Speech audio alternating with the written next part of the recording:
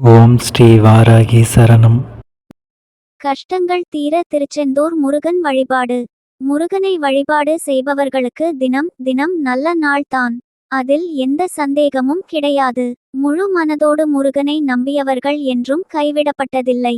அந்த வகையில் உங்களுடைய செல்வ செழிப்பு உயர்வும், காரியத்தடை விலகவும், விபத்துக்கள் நேராமல் இருக்கவும், தினம் தினம் வெற்றி உங்களை தொடரவும் செய்ய வேண்டிய ஒரு சில ஆன்மீக வழிபாடு. இந்த வழிபாடுகள் அனைத்துமே மிக மிக சக்தி வாய்ந்தது. அன்றாட வாழ்க்கையில் உங்களை ஒவ்வொரு நாளும் முன்னுக்கு கொண்டு செல்லும் வேலையை இந்த மந்திர வார்த்தைகள் செய்யும். அது என்னென்ன பரிகாரம், என்னென்ன மந்திர வார்த்தை என்று பார்க்கலாம். இப்போது நடந்து கொண்டிருக்கும் காலகட்டம் குரு செவ்வாய் சேர்க்கைக்கான காலகட்டம். செவ்வாயும் குருவும் இணையும் போது திருச்செந்தூர் முருகனை மனதார நினைத்து வழிபடுபவர்களுக்கு செல்வ கடாட்சம் பெருகும் என்பது நம்பிக்கை. வரக்கூடிய 3 மாதங்கள் செப்டம்பர், அக்டோபர், நவம்பர் கணக்கு வைத்து கொள்ளுங்கள். தினமும் திருச்செந்தூர் முருகப்பெருமானை வீட்டில் இருந்தபடியே மனதில் நினைத்து கொண்டு கருணை கடலே கந்தா போற்றி என்ற மந்திரத்தை உங்களால் முடிந்தவரை உச்சரியுங்கள். திருச்செந்தூர் முருகனை மனதோடு நினைத்து கொண்டே இருங்கள்.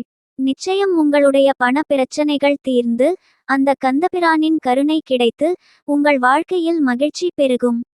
முடிந்தால் வரக்கூடிய 3 அல்லது 4 மாதத்திற்குள் ஒரு முறை திருச்செந்தூர் முருகனை சென்று தரிசனம் செய்யலாம்.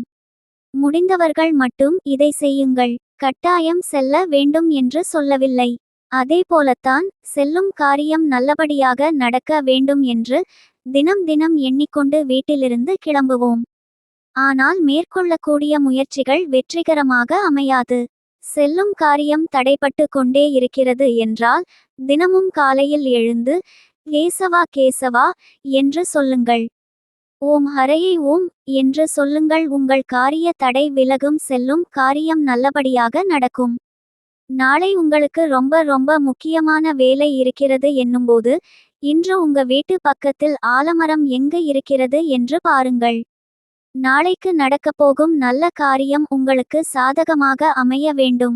நாளை எந்த காரியத்த தடையும் வரக்கூடாது என்று நினைத்து கொண்டு ஒரு வாட்டர் கேனில் மஞ்சள் தண்ணீரை எடுத்துக்கொண்டு செல்லவும்.